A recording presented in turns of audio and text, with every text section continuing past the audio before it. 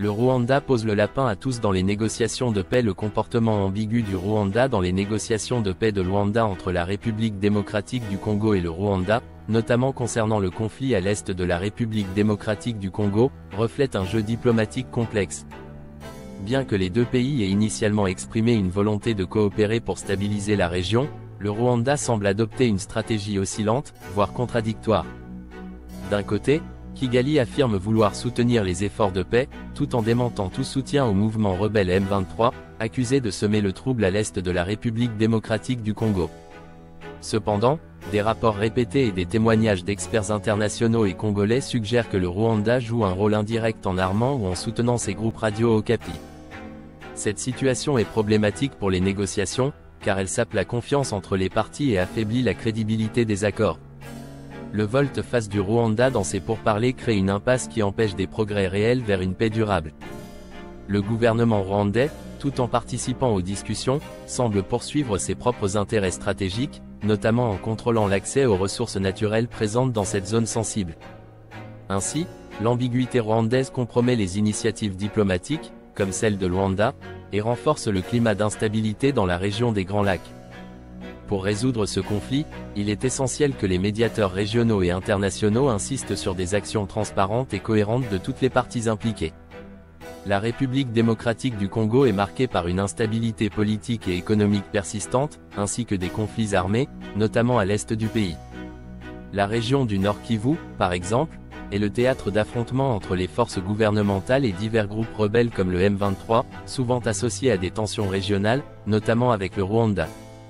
Le soutien présumé du Rwanda au M23 aggrave les relations diplomatiques entre les deux pays et suscite des inquiétudes au niveau international, y compris de la France et des États-Unis.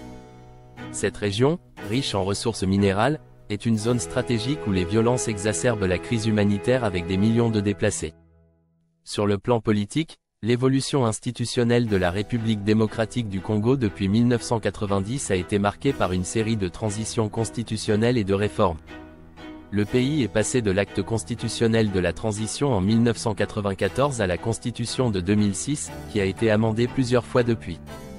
Cette instabilité constitutionnelle reflète les luttes de pouvoir internes et les intérêts économiques liés à l'exploitation minière.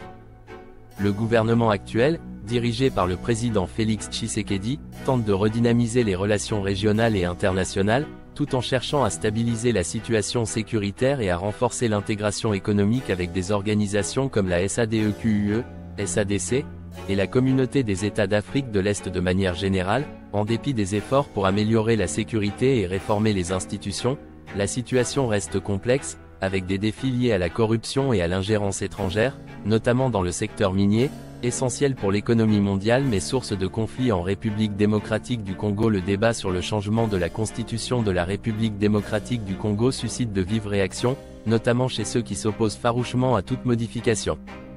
Cependant, il est crucial de comprendre les raisons profondes qui poussent certains à réclamer une révision. La Constitution de 2006, rédigée dans un contexte de sortie de guerre, présente des failles qui méritent d'être examinées. Voici quelques arguments qui justifient la nécessité de changer cette loi fondamentale. Premièrement, l'article 51 de la Constitution est un point central de cette discussion. Cet article impose à l'État congolais le devoir de promouvoir la coexistence pacifique des groupes ethniques et la protection des minorités et des groupes vulnérables. Si ce principe semble a priori noble, il est important de se demander d'où provient cette notion de « groupe vulnérable » et de « minorité » dans un pays où existent plus de 450 ethnies. En réalité, cet article semble avoir été utilisé comme un prétexte pour créer des divisions ethniques, notamment avec l'émergence du groupe Banyamulenge, une communauté perçue comme Tutsi rwandais, mais présentée comme une minorité congolaise. Cela soulève des interrogations sur l'influence extérieure, particulièrement celle des Rwandais et des Occidentaux, dans la rédaction de cette constitution. Deuxièmement, l'article 4, qui autorise la création de nouvelles provinces et entités territoriales, a ouvert la porte à la création de la région de Minembwe, souvent perçue comme un stratagème pour donner un territoire officiel à la communauté Banyamulenge. Cette situation a exacerbé les tensions dans l'est de la République démocratique du Congo, alimentant les conflits et renforçant l'idée que cette constitution favorise certains groupes au détriment de la souveraineté nationale.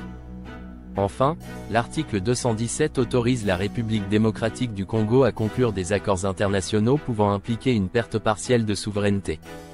L'introduction dans la constitution de l'accord de l'EMRA, qui prône une union avec d'autres pays africains, est perçue comme une tentative de diluer la souveraineté congolaise sous l'influence des puissances étrangères. Ces éléments montrent que la constitution de 2006, rédigée dans un contexte de compromis politique et sous l'influence étrangère, contient des clauses qui menacent l'intégrité territoriale et la souveraineté de la République démocratique du Congo. Ceux qui s'opposent au changement de cette constitution sans en comprendre les enjeux sous-jacents ne réalisent pas les pièges qu'elle comporte pour la gestion du pays, en particulier dans l'Est. Plusieurs développements récents dans la presse congolaise touchent les domaines politiques, économiques et social en rez-de-chaussée. Les principaux journaux comme Forum des A, La Prospérité, et Le Phare couvrent largement ces événements. Politique, la rentrée parlementaire de septembre 2024 a été un sujet central. Le gouvernement a présenté plusieurs projets de loi, dont la loi des finances 2025 et des réformes liées à la sécurité dans l'est du pays, particulièrement dans les régions touchées par les conflits. Le président Tshisekedi a aussi mis en garde les bourgmestres de Kinshasa, leur demandant de s'attaquer aux problèmes de sécurité et de salubrité dans la capitale économie. Sur le plan économique, des discussions ont porté sur la lutte contre la spéculation du franc congolais et les actions gouvernementales pour réguler les marchés. Des mesures ont été annoncées pour renforcer les contrôles des opérateurs économiques. Constitution, bien qu'il n'y ait pas de mention directe d'un changement de constitution récent, les sessions parlementaires de cette année se sont focalisées sur des réformes budgétaires et des initiatives anti-corruption. Ces informations proviennent principalement des journaux congolais comme Forum des A et La Prospérité, qui restent des sources clés pour suivre l'évolution politique et économique du pays.